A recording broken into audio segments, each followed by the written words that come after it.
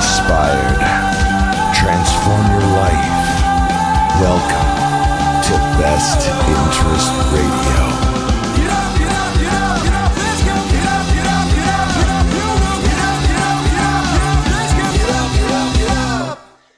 Okay, so today on the podcast, we have Morgan Hayes, and she was introduced to me through my friend Laura McPhee, who I actually did a podcast with not too long ago, so you can check that out if you haven't yet. It's a pretty good one, and Laura is an inspiring person, and I'm sure she's inspired you, Morgan.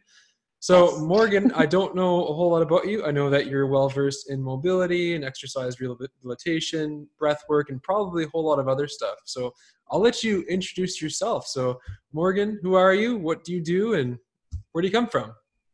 Awesome. Well, thank you so much first for having me on here. Like you said, my name is Morgan. I am an injury rehabilitation specialist. My background is in athletic training. And then when I graduated, I kind of took a different route and decided I really wanted to help people live a healthier life, just feel more empowered and regain control of their health and teach them how to do that, to become more self-sufficient, you know? So it's just been something I've been very passionate about for about the last 5 years. Yeah, 5 years. And I'm just trying to grow and expand and just grow my impact and just teach more people that you don't have to live in the story that someone told you. You know, like a diagnosis is not a life sentence. You are able to control your health and change your health, but you just have to decide. You have to educate yourself and then decide that you want to do that. So. Yeah, that's such a key thing is literally, I was actually just talking about that with somebody today, is how the power in deciding what you want for yourself and setting an intention really goes a long way, because that's the spark, that's going to fuel your action. That's going to be what allows yourself to be around the people who you need to make those transformations in your life. And I remember before we got started, you were telling me how you actually rehabilitated your own body. So could you talk a little bit about that and what you did to do that? Yeah. I'll try to make this semi-short because I can't make it a long story, but. Oh, no worries. Okay. Just go with the flow. You got it. So when I was in high school, I played basketball, and my junior year, so I was about 16, 17, I was just in the middle of practice. We were walking through plays. I turned a weird way, and who would have known that was going to cause me 7.5 years of extreme back pain. So, I just had the shooting pain down my legs, into my feet, numbness and tingling, every single day. There were bouts where it would flare up, and then it would take me seconds to get up off the floor, which when you think about it, you're oh, it takes 5 seconds to get up off the floor. It doesn't really seem that long. And then when you're laying down, when you can jump up in half a second, when it takes you that long, It's oh, this is there's something going on here. So it made me very grateful for being able to bend over and put my socks on and lay down and stand up regularly. Yeah, it's amazing how injuries can force you to be grateful for the things that we can take for granted. Definitely, for sure. It puts a lot of things in perspective for you. Absolutely. So I was in a back brace for the first 2 months that this happened, because when I went to the doctor, I think they gave me the diagnosis that they give pretty much every teenage athletic female, and that was a stress fracture in your low back. And so we went with that for a couple months. Didn't really help. Did physical therapy. That kind of helped. And then throughout the span of 7 years, I got multiple diagnoses, from herniated disc, stress fracture, SI joint dysfunction, narrowing of the spine, piriformis syndrome. There were a ton. So I went to physical therapy 3 different times at 3 different clinics. They all sometimes kind of helped, but never really fixed it. I always still had some pain. I could never just sit down for a long period of time or stand up for a long period of time, because my feet would be going numb. And then I tried cortisone shots at the time, and they said it was very promising. So I did the first round, and it didn't do anything. And so I waited maybe a year, and I came back for a second round, and they said because it's 3 series of shots is 1 round. Yeah. So they said if the first series didn't work, then they weren't going to do anymore, because I was too young. And this was before I kind of knew about steroid injections and stuff in the body, So I was oh, you said it can heal me? Yeah, let's try it. And then when I was 18, I went and met a spine surgeon, and I was just like, am I going to have to live with this pain like for the rest of my life? Because I don't want to. And they basically told me, well, that might not be an option for you to like live pain-free. Like you have the back of someone who's 80 and you're 18. So I like, at the time I was like, there's no way I can do surgery on my spine. So that's when I graduated high school. I went to college for athletic training, started learning more about the body. And I don't know, one of my friends introduced me to this physical therapist online, and his name's Kelly Starrett. And at the time he came out with a book called Supple Leopard, which was all about mobility and taking control of your health. And so I bought the book, read the book, like binge watched all of his YouTube videos. And then I started like treating myself as an experiment. And I realized that this intense back pain that no one could heal was literally from my hips being extremely tight, and I didn't have any core strength, because at least for me in high school, we did not have like lifting, it was just, you went to practice, you did your practice, and that was it. Like I didn't know how to work out. I had to teach myself through college. And even in college, I didn't really know how to work out, because I found that from like things I would find on the internet. But then once I started being around more athletes and seeing how they moved and practice and learning from the strength coaches, I was like, oh, okay. So then I started teaching myself how to strength train along with the mobility work. And within, I want to say a couple months, I was literally pain free. Like I was so used to having back pain that the very few days that I would not be experiencing anything, it would like register to me. And I'm like, wait, like I don't have any pain today. And then that feeling just started to become more and more and more. And then pretty soon it was like, I don't have pain ever. And now when I do have pain, I'm like, oh, I guess I have been a little lazy with like my mobility work, or I did a pretty hard workout yesterday and I'm just feeling fatigued. So I probably need to back off a little bit, Yeah. I was going to ask, when they gave you that diagnosis and said that you have the back of an 80-year-old, how did you feel in that moment? Like, was that discouraging to you, or did that maybe give you some fuel for the fire to do something about it? Yeah. I mean, honestly, it really like irritated me. I was like, because before I became like more empowered with my health and decided that I am in control of my health, like you look up to a doctor, that's what you're taught, is like, the doctor knows best. You do what they say, they're the expert. So going in at 18 and asking them like, or telling them like, I don't want this pain for the rest of my life. Like there has to be something we can do. And for them to say that you might, like, that's not an option. Like you might have this for the rest of your life. I was more like a little pissed off kind of, and kind of just like, what the heck? Like, this is the best answer you can give me out of everything that you guys do. Like, this is what you're going to tell me. I literally have my entire life ahead of me. So yeah, obviously that must have been a turning point, because 11 years later, it still sticks out. Like I was sitting in the office yesterday, so it definitely was like, I'm like, wow, I totally proved that person wrong. And now when I just teach other people, I'm like, a doctor does not know best. They know what they were taught, and that is not prevention. That is maintenance. So that's why they want you, like, that's why they offer the surgery and the medication, because that maintains what you're experiencing.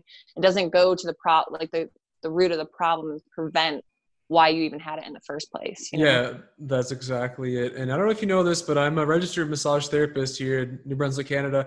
And so, you have no idea how many patients I've seen over the years tell me the exact same thing that you went through, that their doctor said that they have the back of an 80-year-old.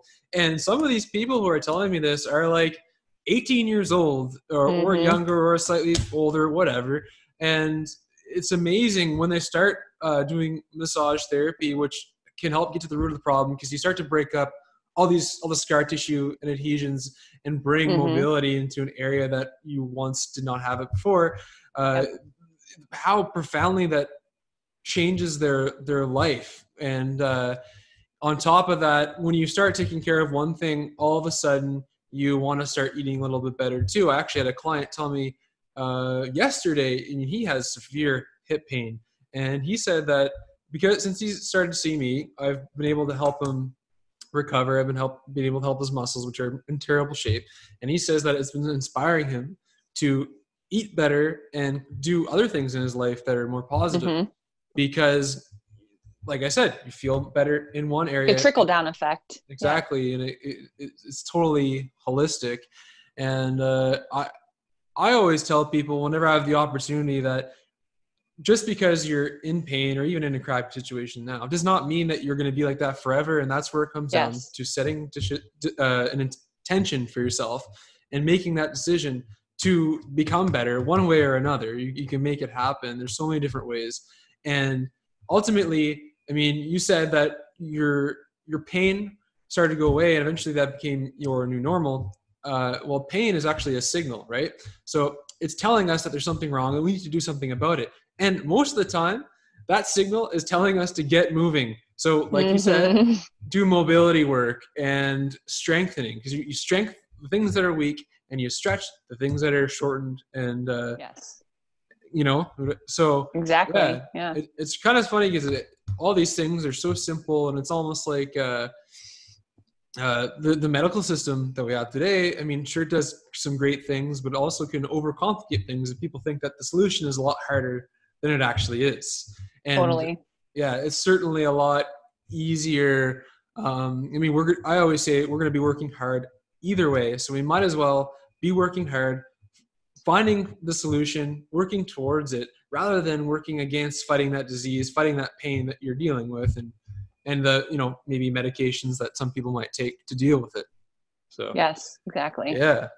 And so it's amazing that you were able to recover that from yourself and now you're able to inspire others. Now, what are some key things that you've found to help you recover? And I understand, like we talked about mobility and strengthening, but one of the things we talked about before this was a little bit of breath work.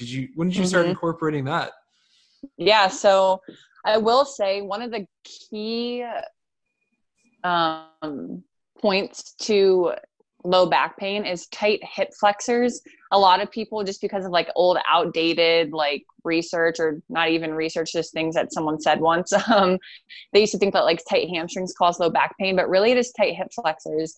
And tight hip flexors normally get tight from us sitting a lot or having poor breathing mechanics. So our hip flexors come in the front of the body and they attach to the spine, like kind of right behind your belly button. Yeah. Well, your diaphragm comes down as well. And so when you have poor breathing mechanics and your diaphragm is tight and your hip flexors are tight, you can't fully breathe down into your stomach and expand all the way. And that can also be a precursor to low back pain, but also like any injury, because if we have poor breathing mechanics, we can't get oxygen to like our body, you know, like a lot, like our limbs and everything, they're never fully oxygenated. So you don't have the full range of motion. Your muscles aren't getting all the nutrients that they need.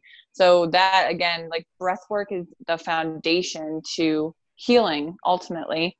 And I found this, I was taking a strength and conditioning course in 2018, I believe. And at the time, it was funny because the guy who was putting on the course, I was obsessed with his podcast. I had learned all about the mobility and stuff. And now I was like, okay, well, now I'm going to start working more with strength training and teaching people how to like move with heavier weight. So I want to like immerse myself in that knowledge. So then I found him, started listening to his podcast. He had this certification course. I'm like, sweet, I want to go. Turns out that we were supposed to have all of these textbooks and everything with us, like textbooks and DVDs to go over the information that we were learning in this course.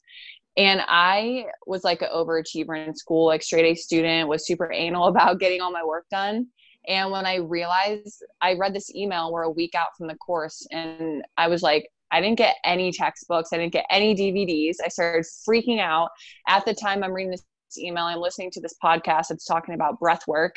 And so I just started doing the breath work that they recommended in the podcast. And within minutes, I went from like almost having a panic attack to like, oh, this isn't that bad. Like everything's going to be fine. It's fine. And just like how calm I went from just being like totally freaked out and like, oh my gosh, what am I going to do? I don't have the material, to just like, it is not a big deal at all. Like within minutes, I was able to just take control of the situation. And so since then, I just went and immersed myself in breathwork information. And just recently I took a course called Art of Breath, and it teaches you how to control your breath more for a performance aspect. But I've also been using it a lot to teach people how to build the awareness of their breath on a daily basis, just for general lifestyle, not necessarily performance. Art of Breath. I'm going to include that in the the show description there for people. I'm going to check that out myself actually too. Definitely. But yeah, it's kind of funny just to go back to the hip flexor thing. Now I actually treated a client today and he had really tight hip flexors. And for those who don't know, who are watching this video and not listening to it, hip flexors are in the front of your body. They attach from part of your pelvis to, I guess your psoas specifically attaches from a part of your pelvis to basically just at your T11 area right below your spine. So you can imagine, I mean, your spine goes around and then here's your diaphragm where you're doing all the breathing. Now, the first thing I did when he came in was I did a diaphragm release because he needs to have that rib expansion and in order to properly actually release the psoas. And, that can also cause a lot of, a lot of solutions, I should say, because everything's connected to our breath. Yes. And, it's amazing how, I think a lot of people, they don't intentionally do it, but we kind of just start to see, and I did it at one point too, so I'm guilty of it. I mean, we grow up, we don't think about breathing, we just do it. And funny enough, babies do it properly, but then we grow up and the stressors and the habits and the posture and all that stuff can lead to poor breathing. And then we kind of just see it as something that we just do. And it's, which it is something that we just do, but it's also a tool that we don't know how to use until we learn it. And it can be a tool to control your nervous system, which can help have a synergistic effect on your mind and your emotions, right? So when you're stressed out and you start doing some deep, slow nasal breathing, all of a sudden that lifts. And I actually first started to learn about breath work myself through Wim Hof. I don't know, you probably heard of Wim Hof. Yeah. So that was like back in I don't even know, 2017. I think Wim Hof wasn't even near as popular as he was now. He was just kind of starting to get heard. And I was like, I'm going to try this. And I started to do his breathing techniques, which is basically just like, and it's just like kind of a intentional hyperventilation. And I was like, wow, I couldn't believe the tingles in my fingers and the hyperoxygenation of my body. It's like I've never felt like that before. And then all of a sudden I'm able to perform better in my workout, or then of course use that to be able to enter an ice bath or a cold shower, which, and then once you're in there, then you actually have to go into a parasympathetic state, because the intense breathing stimulates your nervous system. And then when you're in the cold water, you want to calm yourself down in that parasympathetic state. And that's where the slow nasal breathing goes into. And I don't think on top of this, there is a better way to breathe for anybody who's listening. And it is nasal breathing. That's the ultimate way. If you can breathe through your nose, it will help you tremendously. I mean, especially if you have problems sleeping. There's different ways that you can do that. Do you want to talk a little bit about that? Yes, definitely. Yeah. I mean, I totally agree with everything you were just saying. I first found Wim Hof through Joe Rogan podcast, and I tried that breathing that he does. I did a sample of it, and it was amazing.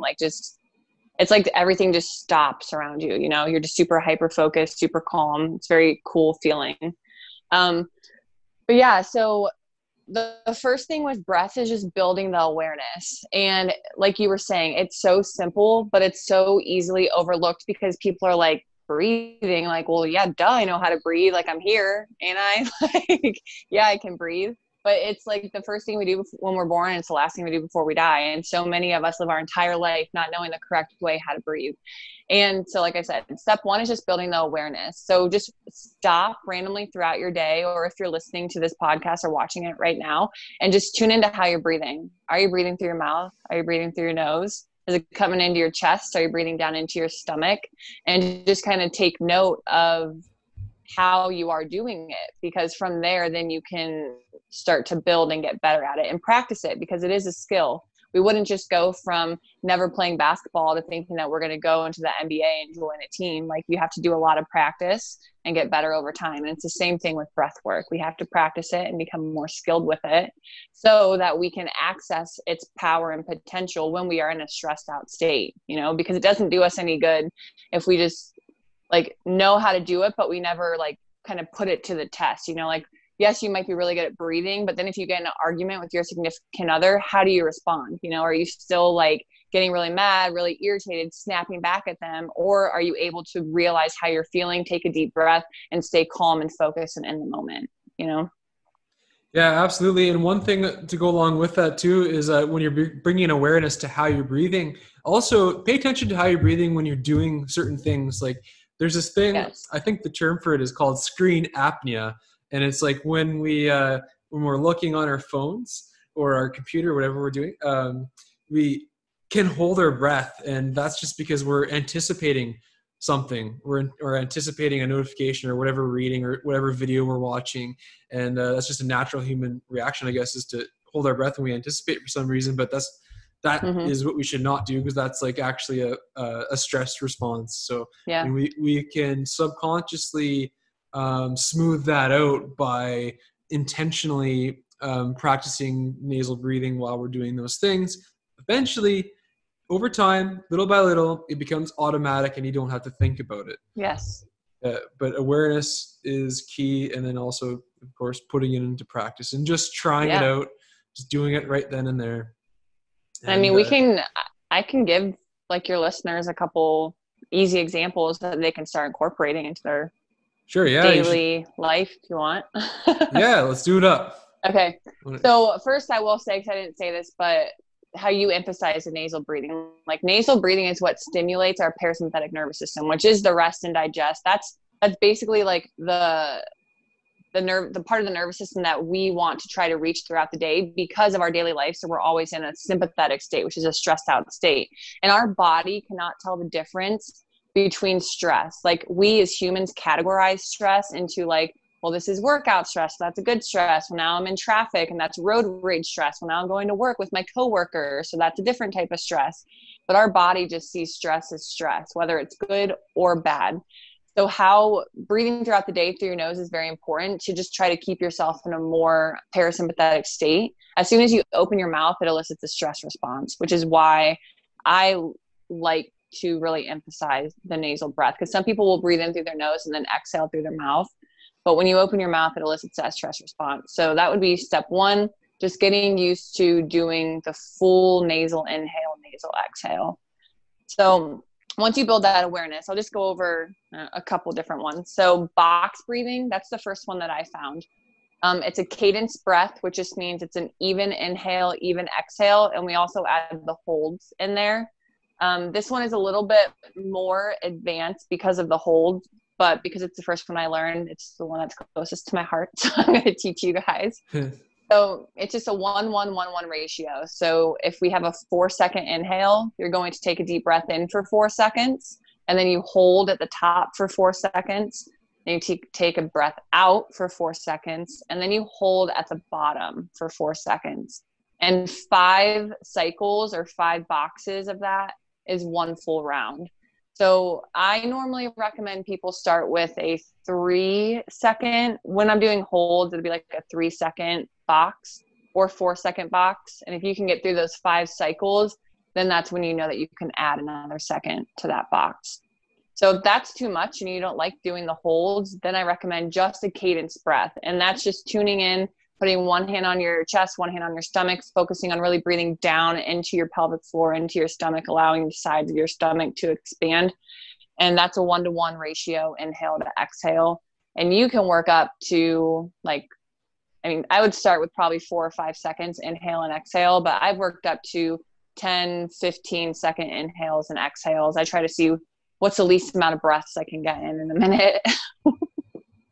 So those 2 are great just to start, and just to, when you do notice yourself feeling like a little overwhelmed, or you just want to relax, you're about to go to sleep and you want to have a deeper sleep, or you're just waking up and you're lying in bed and you want to get some oxygen to your muscles. Like, those are great examples just to try out and see how your body responds to them. Yeah, and just to give somebody extra motivation to do box breathing, that's actually what the Navy SEALs do. They train to do that in states of stress, whether they're like in the cold ocean or in a stressful war zone or something like that. So it really does help bring in that parasympathetic response and chill you right out.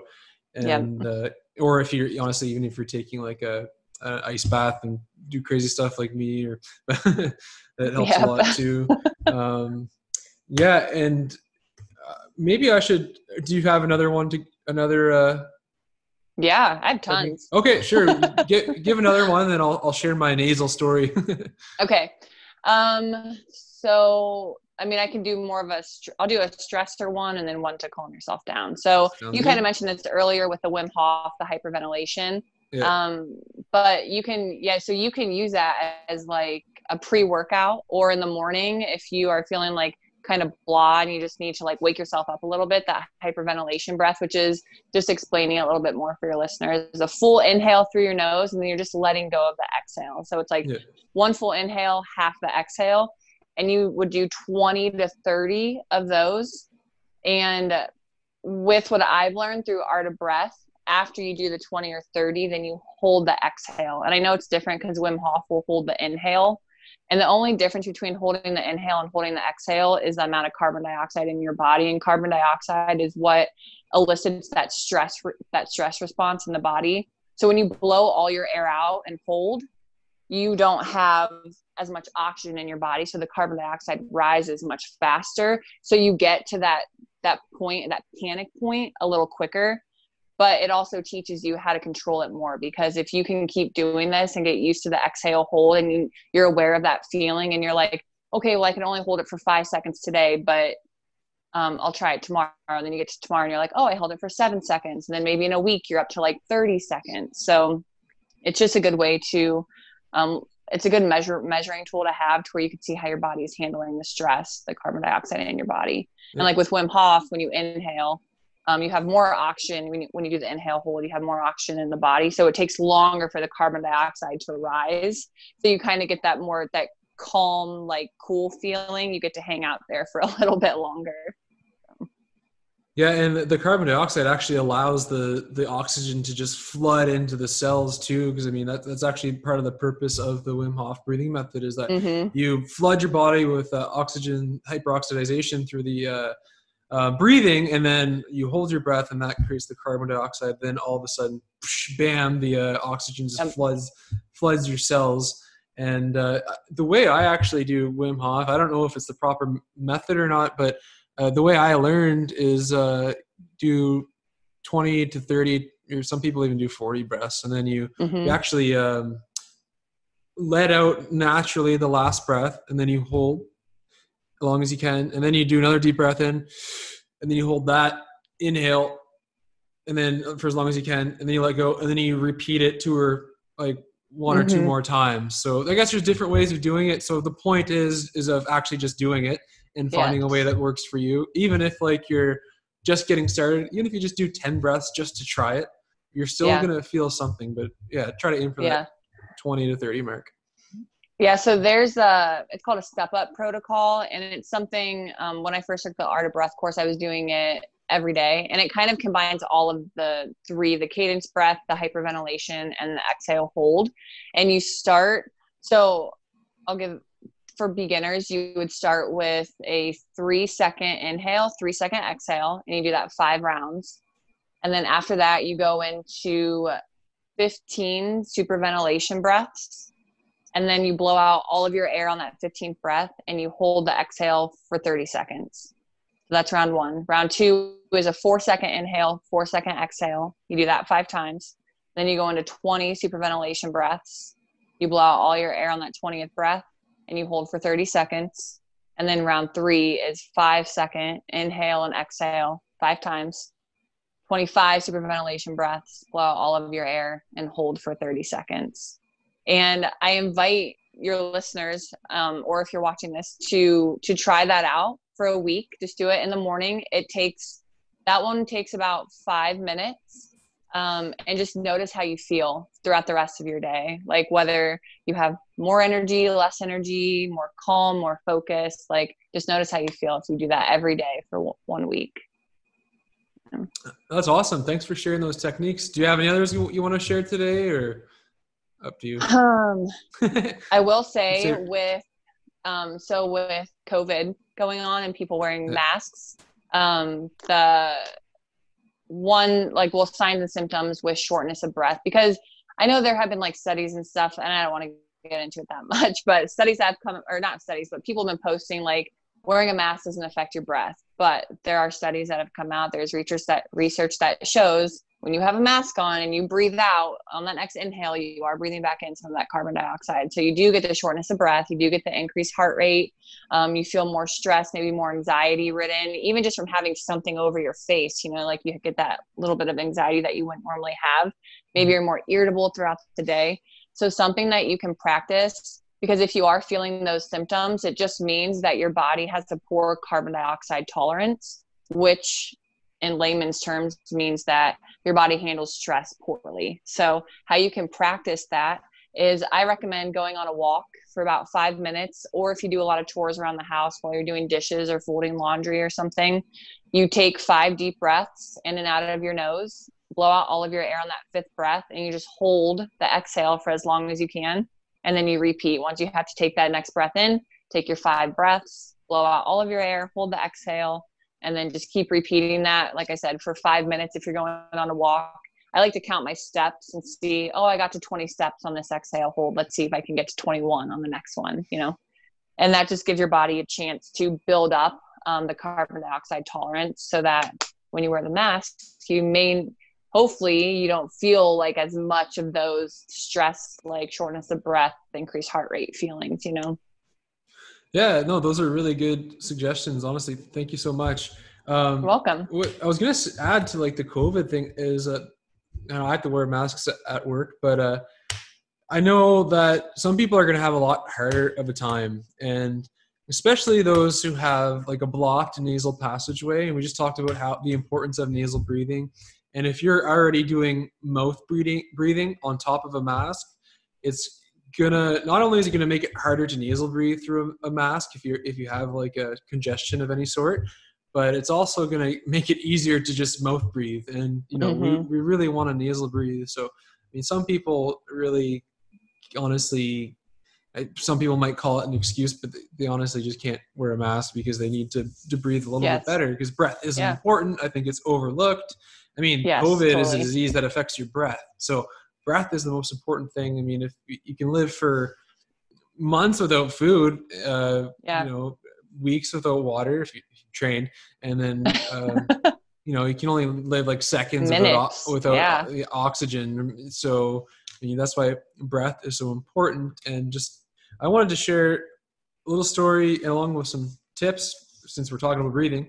When I was like, I don't even know, I think I was like 14 years old, I had enlarged adenoids and tonsils, and I ended up getting them removed. Now, to make a long story short, I had 3 emergency surgeries after the initial one because the wound came undone and I had a lot of bleeding, and they had to cauterize it and get it back together. That being said, when I was a kid, I had problems breathing because of the enlarged adenoids and tonsils, and also my diet. I think it was causing some congestion at the time, and some other inflammation in my body, which contributed to that. And then years go by, heals up. Even recently, I mean, I began making changes in my own life. And for those who don't know, who are listening to this, I lost 115 pounds. That began in the fall of 2017, so just about 3 years ago. And it took me about probably 10 months or whatever, if I had to say it, to lose the 115 pounds. And along with that, I had a lot of problems. I had asthma, I had autoimmune conditions, I had some mental health problems I was medicated for, I had a bunch of other stuff going on, as you can imagine, that I ended up reversing by changing my life holistically, my mind, my body, all these different practices I started incorporating, surrounding myself with friends and family. anyways, one of the things that I've actually still been working on recently is my breath and my nasal breathing, because I think when I had those emergency surgeries, there must be some scar tissue in my sinus somewhere that causes not only extra rhinosinusitis, so congestion and like little bit of blockages in my sinus, but also I even feel it in my ear sometimes. And, I'm a musician too, so I don't like that either. But I've recently have been putting more mindfulness into it. So what I've been doing before bed is you get those nasal strips that look really funny along your nose, and there's no scent on them. I actually thought there was at first, but until I used it, it actually like opens up your nasal passageway. And you can go a step further, and you can even put mouth tape or some type of tape that'll stick to your mouth. Just, you don't need a big piece, just a little piece over your lips to remind yourself to breathe through your nose. And you can even start doing, there's a neti pot you can do in the morning and at night when you wake up before bed. And then you can even do like steam. You can inhale steam, like just fill a pot with filtered water. You can put some sea salt in it or whatever to make sure it's sterile and everything. And put a towel over your head and just inhale the steam and kind of nebulize it. And if you do that before bed, even like get a bottle of eucalyptus and inhale that through your nose before bed, that will help you breathe through your nose a lot better. It's helped tremendously with me because of those blockages. I can breathe through my nose all day, but when I go to bed, it's that, your fluids are moving all in your head and stuff, and you're compressing your sinuses a little bit. So if there's any little bit of inflammation or congestion, or for my case, I think it's scar tissue blocking it, it's going to be that much worse when you're sleeping. And so those tips that I just gave can really help a lot. And a lot of people struggle with sleep problems. And part of those sleep problems is because they're mouth breathers, because if you breathe through your mouth, even if you're the perfect mouth breather, you're still going to lack oxygen to your brain.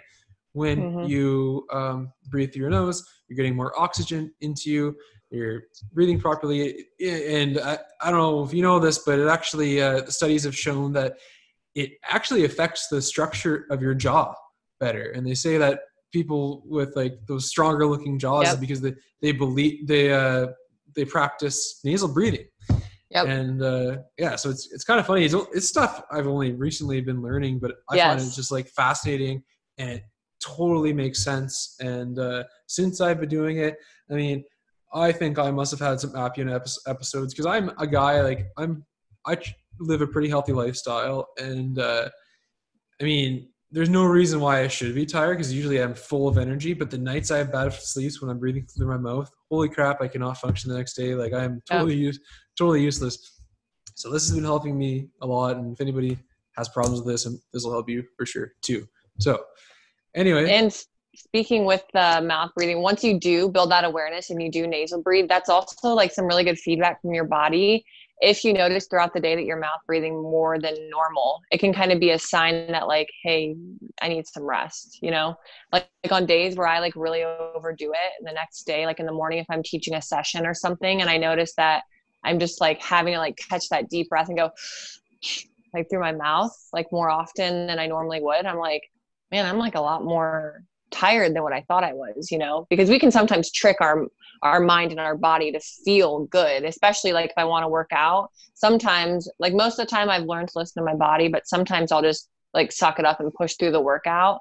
But I notice on days where I have to like take those deep breaths in my mouth more often, I'm like, yeah, I can't do that today. Like this is my body telling me like I need to rest. So little fun fact. Yeah, exactly. That's a really good idea. Just bringing awareness to your body is so important, whether it's through breathing or something you're eating or when you're working out, and not learning what to push through and what to not push through. Because sometimes when you're working out, you don't want to push through it, and you don't want to. I guess maybe we could talk a little bit about injuries now, because this ties along with that. You can be working out in the gym, and I dislocated my shoulder about 12 times if I had to guess. And a couple of those times was in the gym. And when I think back, it was because, obviously I developed my the muscles around my shoulder, and they were strong. I've been going to the gym for a while, and I was lifting heavy overhead dumbbell press, and there's just that one day, like some days were not as strong as others. And I thought that I could do, I think it was like 60-pound dumbbells, just dumbbell press, just like I did a few days before when I had a lot more food. And I think even like a little, I was taking creatine at the time too, which makes a big difference. So I tried to lift these over my head, and I was like, oh no, I can do it. And my mind got ahead of what my body was telling me. Because there was in the back of my mind, it was like, no, don't do it, just put it down. And I pushed, and of course, pop, my shoulder comes out. Now we can talk about, okay, my shoulder is dislocated. For those who have not had a shoulder dislocation or a knee injury, which I've also had, a complete ACL tear and tears of different ligaments on both knees. Shoulder dislocation is one of the most painful things that you could possibly experience. And I've heard women who have given birth that compare it to that, if not worse. They've told me this from their mouths. And so, which I can believe because I was in the most severe pain ever. Now, first things first, what helps women who are giving birth give birth? What do they do? In the prenatal classes, they teach breathing. If you talk to a girl who has given birth and done the breathing techniques, she will tell you they help. So, of course, and I wasn't even as well versed in breathing back then, but I knew a little bit. So now, every time my shoulder dislocates, I try to remain calm. And what do? I just breathe super calmly. Like I do that deep nasal breathing. And I'm just like, I kind of just accept that, okay, my shoulder's dislocated. This really sucks. I don't want to go to the hospital. If I resist, if I'm hyper, if I'm anxious, it's going to be a lot harder to get in because my muscles are going to prevent it from going back into the joint socket. And so I just remain calm. I breathe and I just put it back in myself, which I don't recommend doing at home, by the way, for just a disclaimer here. Go to the hospital. Anyway, I did that and made it much easier. So breathing through pain, breathing through your workouts too. Now, do you want to add anything about breathing through pain and breathing through workouts? So with breathing through like pain, slowing your exhale will definitely help because that helps slow that sympathetic response. Gives your parasympathetic response a chance to kind of take over. So yeah, the deep breathing is definitely key. With workouts though, I mean, I breathe pretty much all nasally through my workouts. The program that I have been doing for the last couple of months is all based on your breath. So there are certain times where you want to work up to where you're breathing through your mouth, but then when you're done, you bring it back down to nasal breathing as fast as you can because that helps your body recover quicker and it helps you stay more focused and you're able to do more. And it also like, I mean, if you're using a heavy weight on something and your muscles are burning, when you can like tune into your breath, which is basically what yoga is, you know, you're able to hold that position or do those reps more focused and you don't give like, I don't know if this makes sense, but you don't give away your power to your thoughts, you know, because you're able to just like stay present, do what you're doing because you're focusing on your breath. So yeah, breath work with exercise it's a game changer. I teach all my clients how to breathe through their nose. I have like the quietest clients when they work out. And I totally take pride in that. I have a friend I used to work with and he listens to classical music when he works out because he finds it helps him breathe better. So yeah, seriously, music can be a huge thing. Sometimes if I want music for the background noise, I'll play like slower music. And then sometimes I'll play faster music when I need it to amp me up. And I'll kind of pay attention to what my heart rate's like when I'm doing even a similar workout, you know, like music has a really big effect on that. Oh, it does for sure. Another fun fact I actually learned on the Ben Greenfield podcast the other day is I guess the ancient Spartan warriors, how they would train is they would get them to run for miles with water in their mouth so that it would force them to breathe through their nose. And because I guess when you breathe through your nose through exercise and even through an intense exercise, unless you absolutely pretty much uncontrollably breathe through your mouth, it produces that nitric oxide, you know, increases that nitric oxide production. I mean, people take nitric oxide supplements, so you can do that naturally just through breathing through your nose. Yep. And so I guess to tie into injury rehabilitation a little bit, because we talked about injuries and breathing through them. Do you want to talk a little bit about that? Like what you do to rehabilitate your injuries and what other people could do? Like, do you have any experience helping anybody with a shoulder dislocation rehabilitation or a knee injury or anything like that? Or? Yeah, definitely. So, I love working with people with knees and like knee injuries.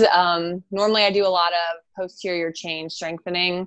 I've learned, so if I have a client that comes to me with low back pain or pretty much anything from like your trunk, like any of that, first thing I go over is breath work, just learning how, because you need to relax the system, you need to loosen up the muscles and just get them breathing down into their stomach, because when you're a chest breather, that can affect, can give you upper back pain, shoulder pain, neck pain, because of all the muscles like up around your neck and shoulder just always constantly tense, so when we learn to breathe into our stomach and relax that, then your body, you get a better feel of like where your injury is actually coming from, so that's like, if someone comes to me, we do breath work first. But for knees, I love doing posterior chain strengthening. And posterior chain is basically the backside of your body, because we live in a very anterior chain world with walking. We're very like linear. Yes. So everything's always in front of us. Yeah. Arms are always in front. Yes. Driving, you're sitting a lot. Yeah, your knees are in front, everything. Yes. Yeah. So the front of you is most likely very tight. And like we said earlier, if it's tight, you need to stretch it. If it's weak, you need to strengthen it. So normally when you have a tight muscle, the opposite muscle, so if your hip flexors are tight, that probably means your glutes are pretty weak. So we want to mobilize the front of the body and then strengthen the back of the body. And strengthening the back of the body, because most people are very weak in their posterior chain, it does wonders for people with knees, for people with back pain, for people with shoulder pain. I primarily focus on posterior chain strengthening, and then I'll add in, like if I'm working with a male client, I'll add in just some like push-up variations or bench press variations just to get like that, because that's just like guys like to do that. And then for women, I'll like just more like overhead press just to get all of the motions in, like a vertical press, a horizontal press. But most of the time it's a lot of focus on pulling exercises, just to go.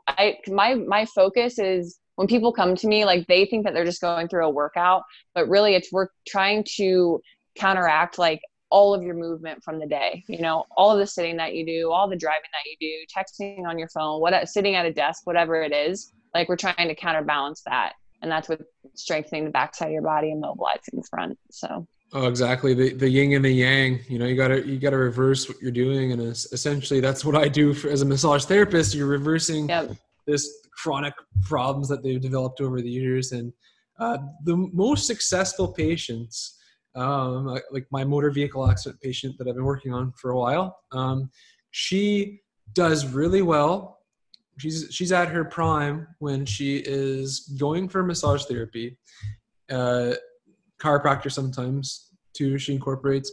And most importantly, she's doing stretching and strengthening. That's the key right there, because I think because yoga is so popular these days, and people are starting to learn that, okay, stretching is good, but so is strengthening too. That actually prevents pain.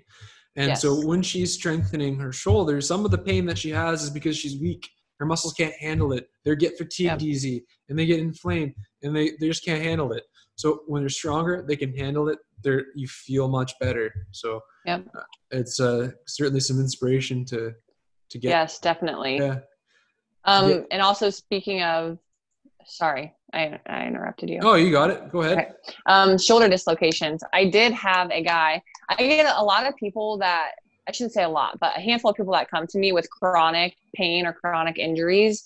They've been through the list of like physical therapy. They've seen the doctors. They've been told that they probably need surgery somewhere down the line, but they also were like, I don't want surgery. There has to be a different way. And then somehow we meet and I work with them, and within a month, 2 months, whatever, they've totally like reversed any of the pain they've been experiencing, shoulder dislocations. I did have a guy, and he's had chronic dislocations. I forget. I think he's had over 20 something dislocations. It's crazy in a couple years. Yeah. And he has his own automobile shop. So he's working on cars and stuff all the time. And it would just sometimes get to the point, like he owns a shop with his dad, that if he was working and his shoulder came out, his dad would just have to come and like put it back in for him, because it happened so much. And he went to physical therapy for it. And this is where he was like a little nervous to work with me, because he went to physical therapy. The very first session, the physical therapist basically told him, because my client was like, I don't feel comfortable doing this exercise. It feels weird on my shoulder. And the therapist was like, well, no pain, no gain. And then he dislocated his shoulder in the session. So he was very apprehensive to come work with me. Yeah. But also one thing with me being like empathic, I kind of let my sessions be intuitively led, you know? So with him, I did like obviously what I know, but then what I felt like he needed. And within 2 months, he had no dislocations while working with me. And it's been about a year since we've done a session. We still keep in contact and stuff, but he hasn't had a shoulder dislocation since. No pain. He's not getting surgery. So you guys are probably doing mobility and strengthening work, I assume. We did a lot of, we didn't do mobility, because with the dislocations, you don't want, like, I didn't want to mobilize that joint because it's already hypermobile, but we did a lot of just strengthening of like muscles that you wouldn't normally think of, you know, like your serratus anterior, which is down here along your rib cage. A lot of upper back. Again, we did a lot of upper back, a lot of diagonal patterns, which I learned in college, but like coming up, over, and then down. So if my arm is reaching up, like I'm picking something up off a high shelf, and then coming down across my body, like I'm grabbing something out of my pocket, doing a lot of that. And then the other way, where I'm reaching up and over my body and then coming down to the same side of my body. A lot of banded work. And yeah, it almost gets to the point where a couple sessions in, I'm like, wait, why did you come see me again? Because you're not experiencing any pain, nor have you, like in our few sessions. But they're like, no, it's just everything that we're doing here. I feel great. I'm like, oh, okay. Yeah, no, that's great. He's putting the work in, and he's deciding to feel better, and he's making it happen. Yes. And that's a huge thing, is like, you have to decide, because I also get people that come to me and like, they think I'm a magician, you know, like I'm going to change them just because they came to me, like they're going to feel better. And I'm like, you have to put in the work. Like the people that see the most results are the ones that decide that they don't like where they're at. They have the ability to change, and then they put in the work and they change. Yeah.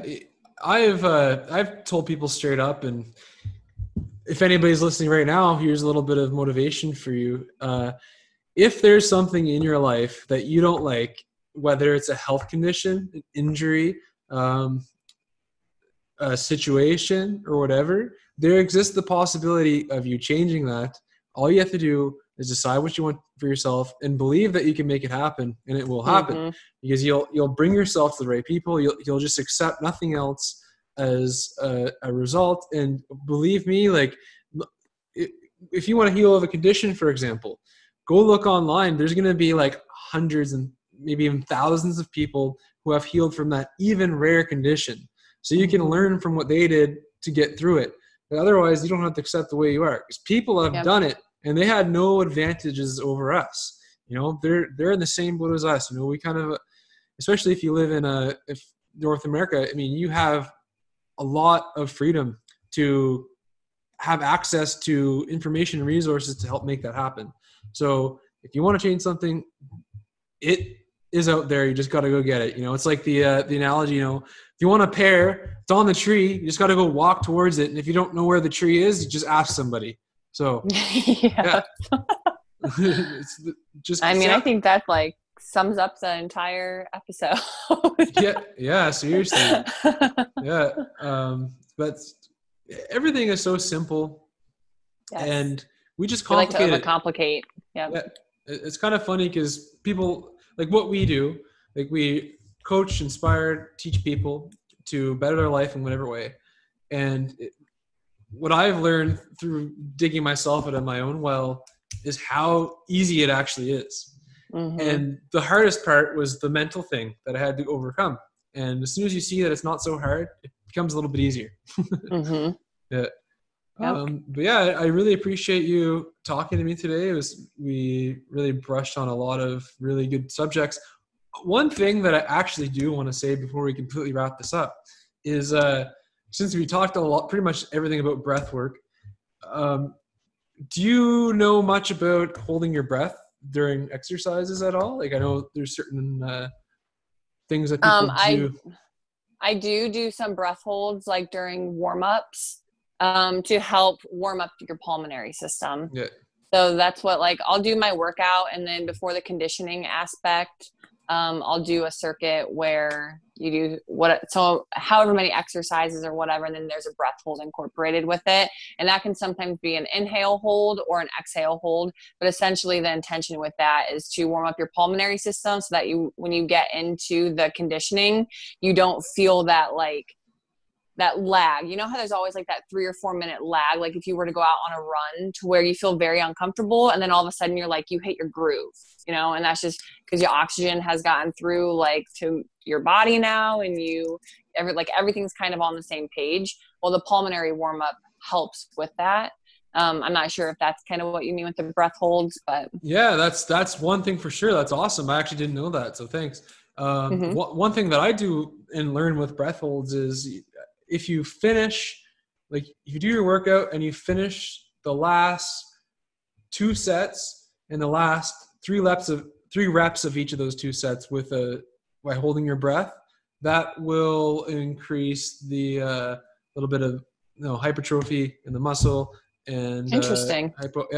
And which basically, long story short, it can help your recovery and muscle growth and stimulate more human growth hormone and all that stuff. So it's just like a little biohack, simple biohack that people do. It's almost like, it restricts the blood flow and the oxygen, right? So you can imagine if you put your body through intentional stress, your body adapts and you end up getting the benefits from it if you do it balanced and properly.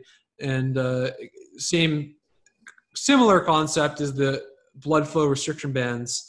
And that restricts the blood flow so that like you only use that for a couple sets for a few reps or whatever, and that can almost does the same thing. So just to wrap up the breath holding exercises, and there's some you can go, obviously if you're going to hold your breath during exercise, don't try this at home, disclaimer, because if you don't do it right, you can really hurt yourself, especially. Yes. So if you're going to start off, research it. And I started off doing just push-ups, because if you do fall, at least you're not far off the ground or whatever. Yeah. Not going to faint. But yeah, I think that pretty much wraps it up. Anything you want to add? No, I feel like we kind of covered everything. Obviously just the biggest thing is we can give everyone this information, but it's just, what are they going to do with it? You just have to decide that you want to change and be consistent with your effort, because we all have the ability to change our health, to change any condition that we have.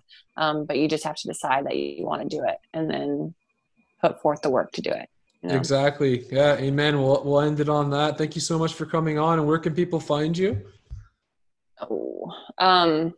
No, thank you. Sorry, I just had a call come through. Thank you for having me on so much. I so appreciate this. I'm very grateful for Laura for introducing us. You can find me. I do have a business page on Facebook. It's under Morgan Hayes Training. And on Instagram, I am realisticallyfit_. So with both pages, I just like to post a lot of random workout tips, mobility hacks, breathwork hacks, motivational stuff. So kind of like a holistic fitness page, and it's realistic. I love the name Realistically Fit. It's so Thank fitting. you. So realistic. Yes. And do you offer courses online too? So right now I wouldn't say I offer courses that run all the time. I do have workout strength training programs that I run. They're normally 6 to 8 weeks. That's Yes. And so I will always advertise those on my Facebook page. I offer one-on-one training with clients, and that can be more of an immersive type thing where we do the weekly calls. I do individual monthly programming for them. It's a 3-month program. Like I said, there's individual programming. We do weekly calls and just kind of, I send them any mobility, breathwork stuff that will help them with wherever they're at in their life right now. And then I just offer monthly individualized programming, and that's just, you can reach out, say, hey, these are my goals and everything, and I just shoot you the workout. You know, it's not as detailed or involved as the one-on-one coaching. So. Oh, that's awesome. I'm going to include all those links in the show description. So thank you so much for coming on, and have an awesome day. Thank you. Thank you so much. You too. Yeah, you're very welcome.